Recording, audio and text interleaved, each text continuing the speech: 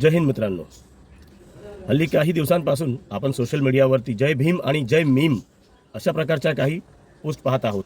यामध्ये एक गोष्ट जाणून घेण्यासारखी आहे की हे सर्व एक हेतुपुरस्पर कार्य चाललेले आहे, ज्यामध्ये आपल्याला आपल्या मूळ हिंदू बांधवांपासून दूर करण्याचा एक कट कारस्थान हे रचले जात आहे.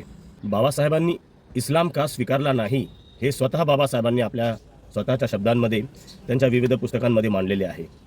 जय भीम जय मीमचा नारा देणारे प्रकाश आंबेडकर आणि कुठला तरी कोण आझाद जो निळी शाल पांघरून फिरत असतो बाबासाहेब आंबेडकरांचा अनुयायी बनून, का बाबासाहेबांना सोबत जबरदस्ती जोडण्याचा प्रयास चालू आहे.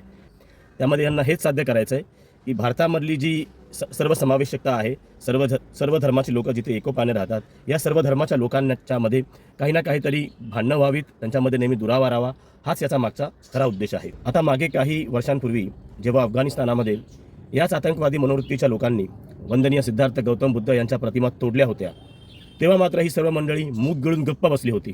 स्वतःच्या राजकीय स्वार्थापायी हे लोक आज औरंग्याला सुद्धा आपला बाप मानायला तयार झालेले आहेत.